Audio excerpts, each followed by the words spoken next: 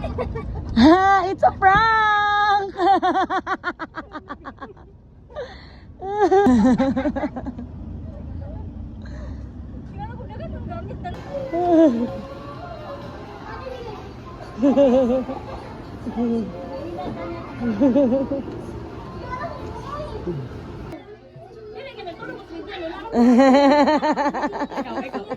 Hi guys, good afternoon. Ayan, paalis na kami ng bahay. So, kasama ko ang aking anak na makulit kasi pinapasama kasi siya ng kanyang tita.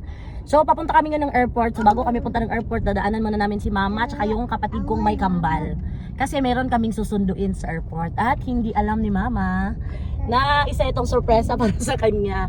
Kasi yung alam niya, yung susunduin namin is yung girlfriend na kapatid kong tomboy. Kasi meron, yung kambal ko kasing kapatid, parehas yun mga tomboy. Tapos yung isa niyang kakambal, si Vilma tsaka si Winma. Si Wilma yung nandito lang sa amin, sa Pilipinas. Tapos si Vilma yung nandun sa Hong Kong. So ngayon, uuwi siya. Kasi ngayong month talaga yung uwian niya. Pero ang pagkakalam nila ni Mama, sa August 8 pa siya darating. At ngayon, yung susunduin namin is yung girlfriend ng aking kapatid na tomboy. Kasi yung girlfriend niya kasi is nasa abroad din. Pero matagal pa yung uuwi. No? So parang ganun lang yung ano nila. Ako nga hindi ko din alam. Kami hindi namin alam. Nalaman ko lang dahil meron kasi kaming wellness break sa DepEd. So, kailangan namin gamitin yun hanggang December.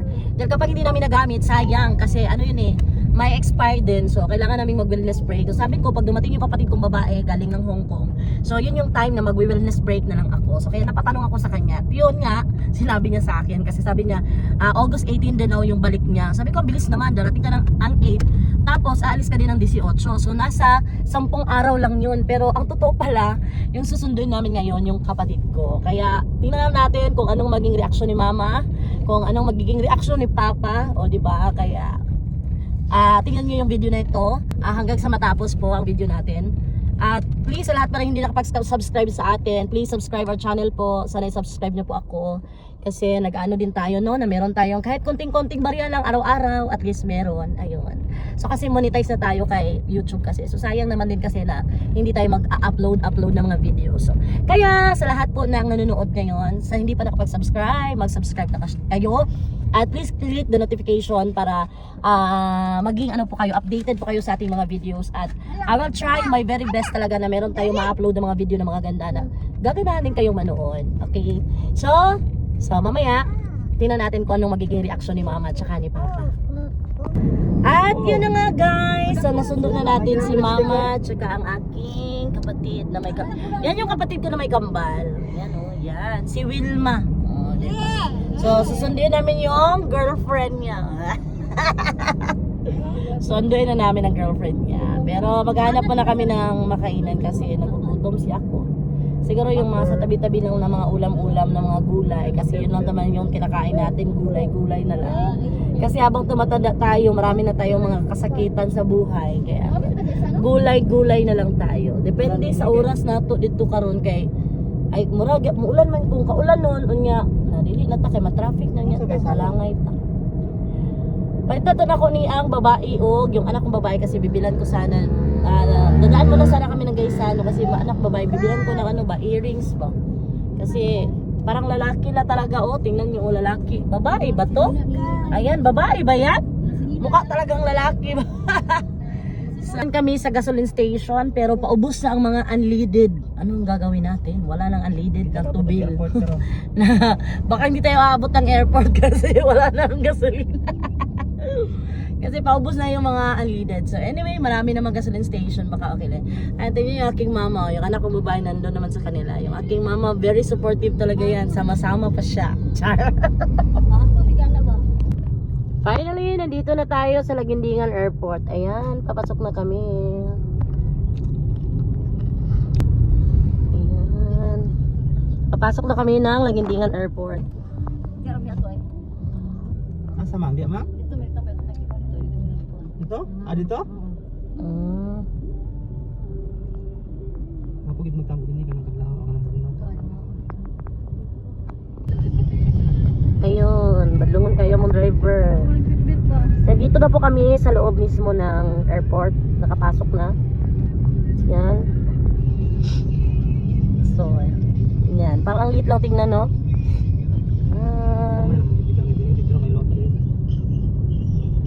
Ayan na.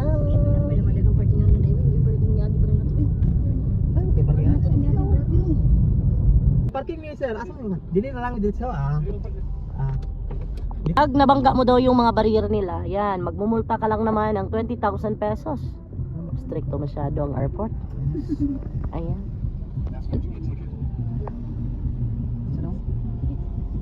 Tap to get your ticket. Itap daw. Sorry, bubog-kamot. Ang sabi kasi tap. Ipa.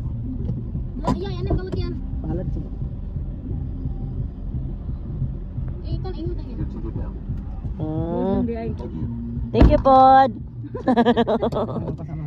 Thank you daw. So, salamat, Pod. Sis nang dulan doon.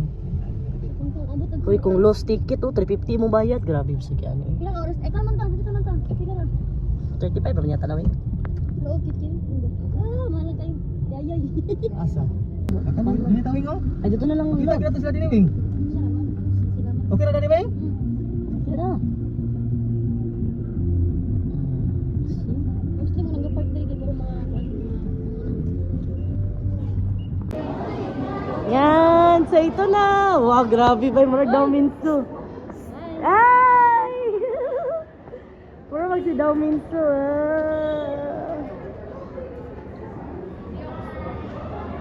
Puro mag-artista. Ayan, so nandyan yung kapatid ko. So titignan na natin ngayon kung ano yung magiging reaction ni Mama. Si Mama kasi nandun sa loob ng sasakyan. So wala pa siyang kamalay-malay na yung anak na niya pala ang darating ngayon. Kaya tingnan natin kung ano yung magiging reaksyon ni Mama. Si Agi sila sa likod. So excited na ako kung anong magiging reaksyon ni Mama.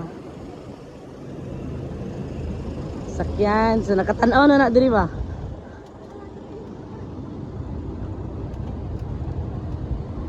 Na 3310 sa likod sa diretso. Open.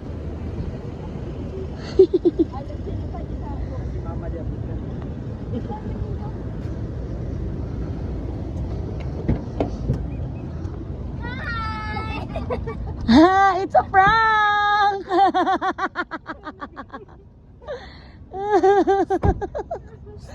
Agay, imuhang baby boy girl man di ang moabot. Ah.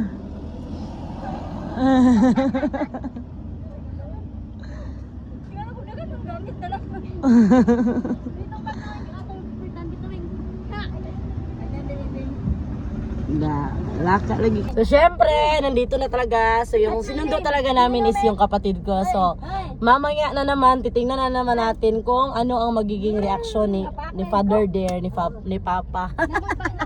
Nakoy makaon. Wow. Nako mo, Kristi na mabot ni sa joke ra gani. Joke ra gani. Pagkura manggapon ko nakabalo. Ato pa ko Paan. paan. Gani di ba ba? Wala mo na klaro day ma? Wala dito ba? Baka mo dala ba yung joke ra gani. Ini palibot ya. Nakita na yung mga palibot yung likod. Wala ay nakita mo nilingi man ko aning ano ba? Bisinting dito. Kaya mo pag-abot na mo bago pa miabot gyud ako nagko patos malita. Mamatag bantog mapit sa otso, di pa mamalit si Awing kay uban man na sila. Uban man gud. Di ba? Dili oy kung di okay ko ugma tamang lakaw.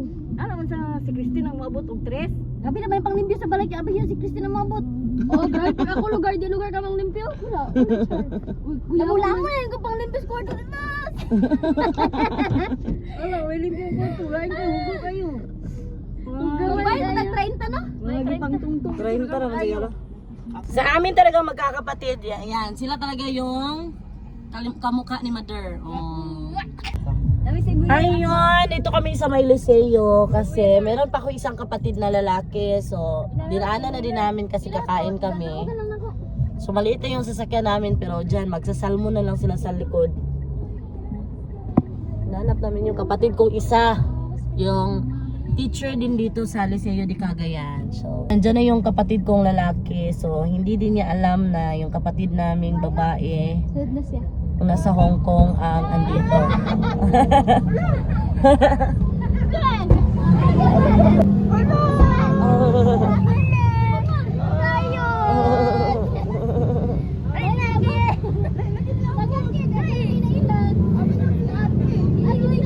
kapatid ko namang babae na dito din nagtatrabaho sa Cagayan, yung pinuntahan namin. Oo.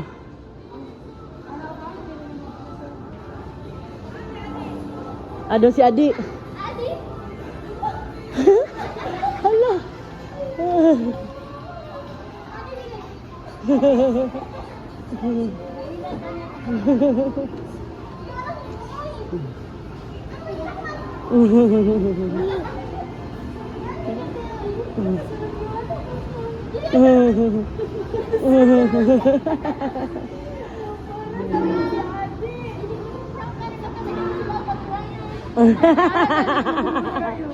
So, kapatid kong babae, syempre.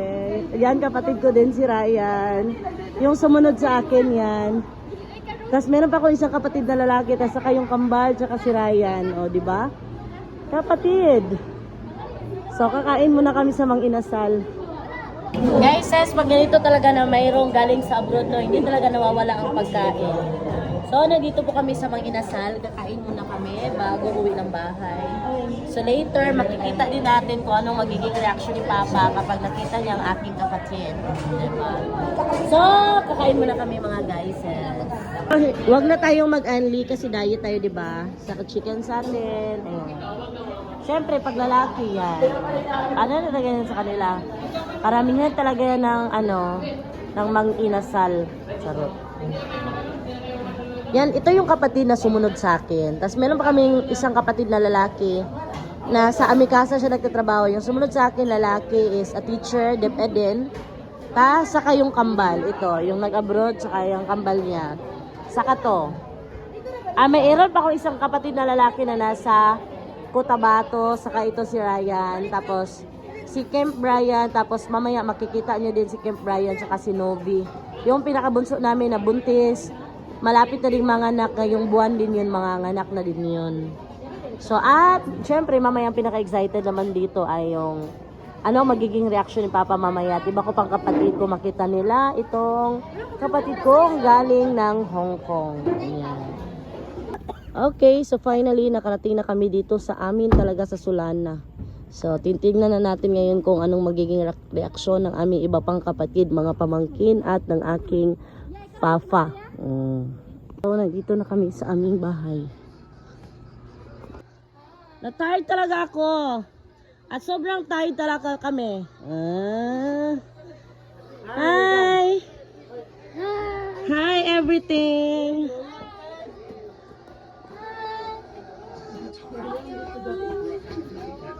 Sa reaction ni Papa.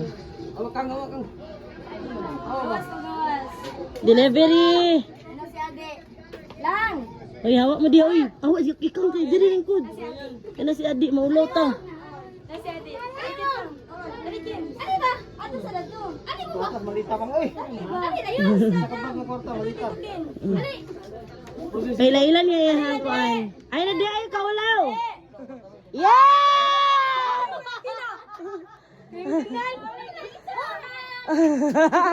Sikang ba? Sikang ba? Tanda ko lagi kay saan katawa ganina. Ano sa nanak ko kuan? Ano pa ko dili mo na si Ate Christine oh. Hi! Oo, ikaw to na. Yeah. Dako kayang cellphone. Te, layo na inyong naong te ni Ate Abing. Ay, ni Ate Abing. Abi, kung si Ate Christine. Ay, nag-iwan si Christine.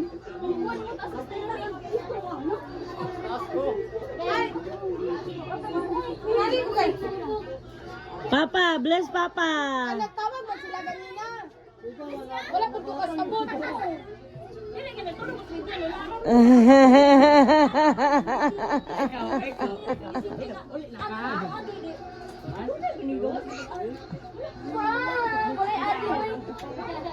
At ito talaga ang pinakaantay ni Papa kasi merong ibibigay sa kanya na cellphone. Wow. Wow, grabe Papa, bye. Si Jaira. Ano ba yun? Wala ka kita pa si Jaira. Buksan mo. Wow, so si Papa, meron siyang pasalubong na cellphone galing ng Hong Kong. How would that be? Pa, excited pa man siguro kasi mo cellphone, dili ka abing. Wow! Sana all bagong cellphone. Abi na og buta. Boy, abi na og buta.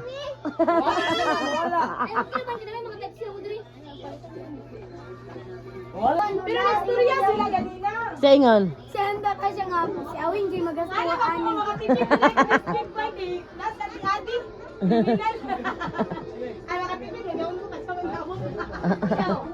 Ed. Royal. Yung kapatid ko na isa, si Kemp Brian. Hi! Yung bunso naming lalaki. Yan, pamangkin ko yan. At ito ang aming pinaka-bunso. Yan, malaki yung chan. Ano ba yan? Adi!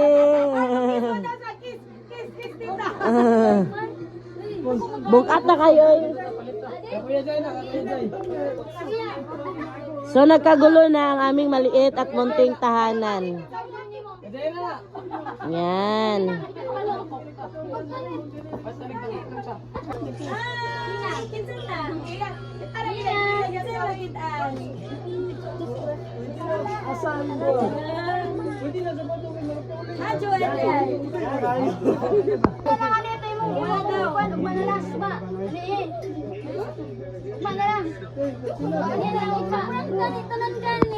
Ayan, so pag-abroad talaga yan yung ginagawa. Oh. Bakit sila lang merong sapatos? Wala akong sapatos ko. Sunod na kasunod. Ay, laka na. Pero ang totoo po ay hindi naman talaga importante kung anong meron at anong dala ng ating kapatid. Ang importante po ay nakauwi siyang safe, malakas at higit sa lahat, napakasaya ng buong pamilya. Kasi we are 9, siyam kami magkapatid at siya lang yung nawalay sa amin, nasa malayo siya syempre. Kaya napakasaya talaga ng buong pamilya pag may isang dumating. Kami kasi nagpadala na siya ng package noong nakaraan. So ngayon, wala na. Tulubigay na lang sa kanyang mga pamangkin. Alalalong, dagway ni Feby, uy. Wow, wala. Ano na, kuya? What's that? Ibuklat. Pag-thank you na yun. Tanawa, maigo baka na sa iya, ha? Abi? Oy, jersey! Wow! Lalala, tanawa. Dagway tayo nun.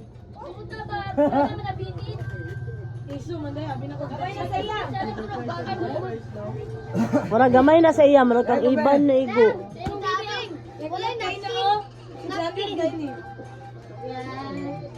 Wow! Wow! Thank you, Tita Josephine. Ano ya, Pebi, oh. Lalo na kay Simba sa Sunday. Wow, thank you, thank you. Thank you. Ay, gani ni doon na sa. Oh, ganina, ulaw-ulaw pa siya ganina. Ulaw pa siya ganina. Eh.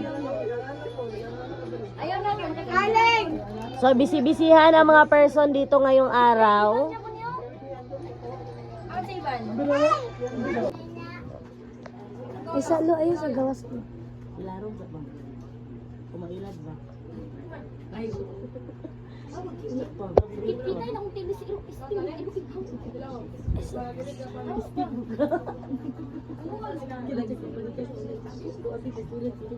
Atin si Ryan kanina, oh, giguan. Yapitan na mo. Dana si Abing. Apa didat? Awas Abing. So yummy. Kabalo man ko kay. Ano may wellness nung paano ko man siya nga big. Ano kayo yung mga bukbig kay mag-wellness break ko. Tito Pads. Ali gani talawa kay alot ni Awing. Tama na December kung hindi na mo gamitan ang wellness break. Awa kay alot ni Awing. Hawak mo po. Oh, yummy. Okay, kuno ko tayo. Makaalot mahay lagi sa Awing na. Awa. Nakaalot mahay. Ali sulod. Awa. Dalawang alot ni Awing. Nagtingkoy-tingkoy pa.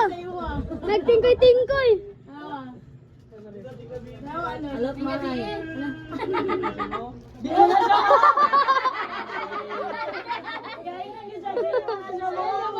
Kaya sa buong araw na ito, ang aking papasalamat most especially sa ating Panginoong Diyos dahil sa safe travel ng aking kapatid. Ito naman talaga ang pinakamalaga sa buong pamilya, lalo na't meron kang OFW abroad na kapatid, ang umuwi silang safe, umuwi sila na malusog, at higit sa lahat, uuwi siya na puno ng kagalakan at kasiyahan sa kanyang puso dahil makakasama niya man ulit ng kahit ilang araw lang ang kanyang pamilya.